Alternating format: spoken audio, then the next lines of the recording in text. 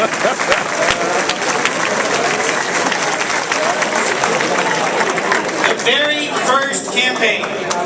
very first campaign on which I ever volunteered was Mike Castle for Lieutenant Governor, now many, many years ago. And I will tell you that I believe he served our state honorably, and he built a tradition of running respectful, balanced, honest, fact-based campaigns. And I want to thank him for his leadership of our state for so many years. Yeah.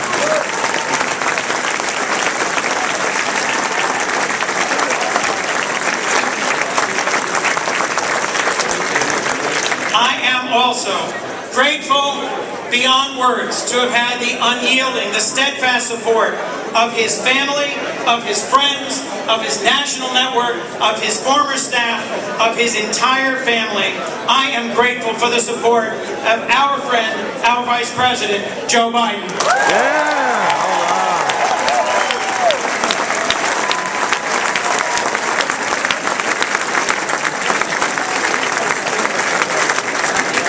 But you know, while Annie and I are so grateful for our families, for our parents, for all my family that's come here today to be with us from here, from Pennsylvania, from around the country, from Maryland, our whole extended family that has stood with us through this whole campaign. We could not be here without the tireless work of literally more than 2,000 active campaigns who have lifted up and carried us forward in this campaign. Incredible volunteers. Folks like Marie Cardavano, who made the Union Street office her second home and never yielded and never tired. Folks like Dolores McLam, a tireless volunteer phone banker and canvasser whose energy and enthusiasm debuted nationally on the Rachel Maddow Show. And there are so many more. I cannot name and thank all of you, but just know that Annie and I are so grateful for everything you have done to carry us to this point. We are also grateful for the incredible team on our campaign who carried us this far. From Josh Kagan, who endured me each and every day. Josh! Yeah, Josh! To the person who the very first day that Annie and I thought seriously of jumping into this race has been with us tirelessly, has carried us and led us and worked her heart out, my campaign manager, Christy Gleason. Yeah, Christy! All right.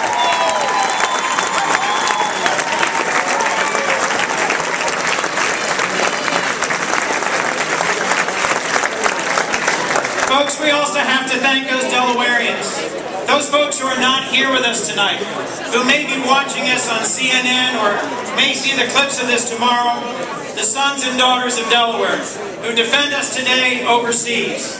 Our public safety employees, the police and the paramedics, the folks who are out on the street tonight, the folks who are risking their lives for you, our brothers and sisters in the volunteer fire service, whether career or volunteer, the folks in public safety abroad and at home who defend us each and every day. I will tell you, back in January, when Annie and I were praying over whether this was the right thing for us to do, the right path for us to take for our family, I got a message by email from a young Delawarean named Matthew Meyer, who is serving even today in Mosul, Iraq. He sent me a long and moving message that said that as someone who had heard me speak, who knew that I'd lived and traveled around the world and had a sense of my values and where I would try to take our country, that he asked me and my wife and our children to take on the sacrifice of this campaign, because he knew, and those men and women serving on that base in Iraq today know, how important the consequences are of our process, our progress in the world. So to Matthew Meyer, with whom I was trading messages just this morning, and to all the men and women who serve us overseas today, may God bless you, and may you come home safely and soon. Yeah.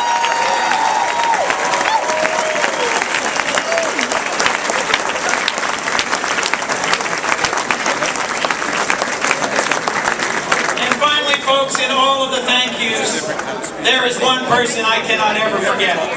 The woman who grounds me, the person who has made all of this possible, the woman who has raised 3 children beautifully, even with a husband too often gone, my wife Annie. Please, a round of applause.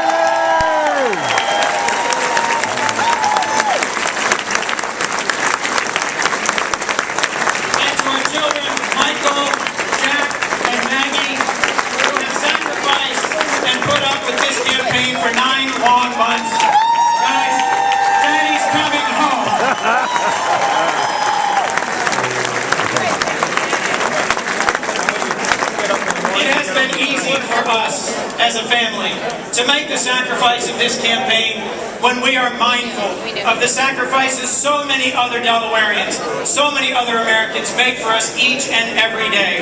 It was no sacrifice at all to have the chance to help, to fight, to serve. There is so much work to be done, and we are so eager to get on the road and to make a difference for you.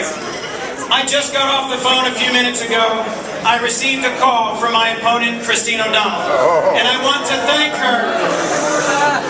I want to thank my opponent, Christine O'Donnell, for her gracious call and for her comments and for her concession. Ms. O'Donnell and I have some very real disagreements about the direction of our nation, about the values that should inform our decisions, about the path forward for progress. And there are those in our country who, as you know, say they want to take our country back. And I speak for those of us who want to pull us together and take us forward. Yeah.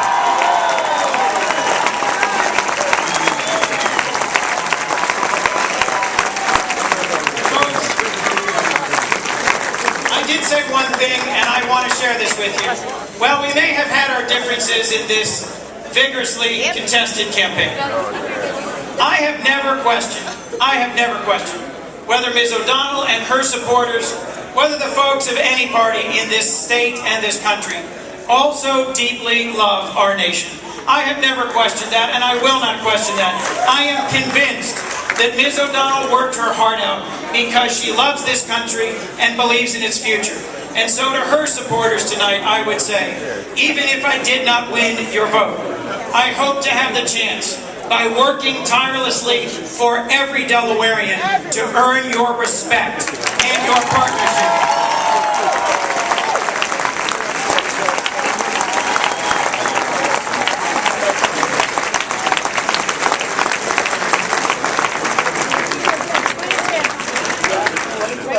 As Andy and I prayed over this campaign, there's one passage from Scripture that has meant a great deal to me over my life. It's from Micah, from the Old Testament, from the ancient Hebrew Scriptures, and it teaches, what does the Lord require of you but to do justice, to love mercy, and to walk humbly with your God. And as I look out over this country and I listen to all the debates and the discourse, frankly the fighting at times, over the last few months, I worry that we've lost that sense. That we've lost that sense of a common calling as a people to establishing, to advancing, to fighting for justice, for the common good, for making this country and this world better for our children, for our families, and for our future. And so, I have to say today that we as Democrats, we as Delawareans, have to be proud of the record we have of making a difference, of doing just these things, of standing up and making a difference in the fight for justice, and in order to make the world kinder, more gentle, and more full of possibility for our children and yours. And so, in my mind, what it is I go to Washington in part to fight for is to defend those parts of our record, of our legacy, that are critical to making that possible for all Americans, regardless of who they are, regardless of their background, regardless, so that there are no limits to their possibilities. Whether it's those things that protect those who built our country, like veterans care or Social Security, or those things that ensure opportunity through education, whether Head Start or Pell Grants, or those things that provide access to health care, whether it's Medicare or Medicaid, or those things that strengthen our economy and protect our families, whether it's housing or infrastructure. I tell you folks, we have to be firm in saying to those from around this country, whether just elected tonight or elected a generation ago, whose agenda is to dismantle all of those things, I say they're wrong. I say it's time for us to move forward and to defend these great things that we have built a great tradition on.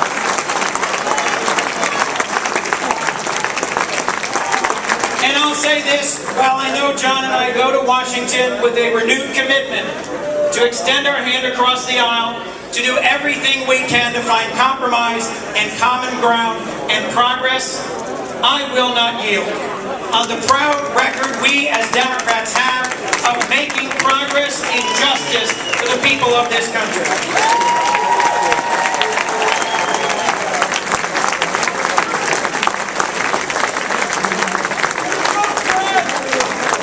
You know, I haven't forgotten, and I know John and Jack haven't either, that our nation's families are worried, that people we've met and listened to up and down this state are anxious, that tonight there's a farmer in Felton, there's an accountant in Bear, a nurse in Wilmington, and a mechanic in Middletown with whom we met and spoke, folks who are concerned the promise of America is out of their reach, and that their children and their families and their future are no longer as bright as they have been and as they should be. I haven't forgotten sitting down this summer at a fire hall in Leipzig with Amanda and Billy and hearing their story. Two union pipe fitters who worked at the Valero refinery, who between them are raising 4 children, and when the refinery was humming along, had a great life. The ability to send their kids to a good school, to have good health care, to have a pension, to save for retirement, and to have a floor under their feet.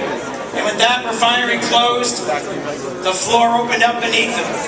And I listened to them talk about how Billy had traveled all over this country, moving from place to place, anxiously seeking work, while his wife tried to hold the family together. They've come through one incredibly hard year.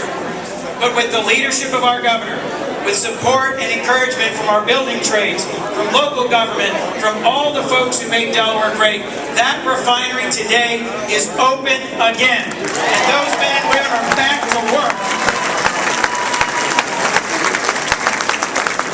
So I say to you tonight in closing, that I know as I go to Washington, that John Carney and I will never forget the faces, the names, the stories, the concerns of the working families of Delaware.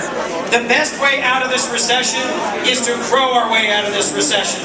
The best way forward is to look at the best of our past.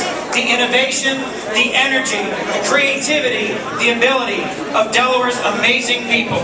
I pledge to you each and every day, I will work my heart out for you, for Delaware, and for our country. Thank you very much. Yeah.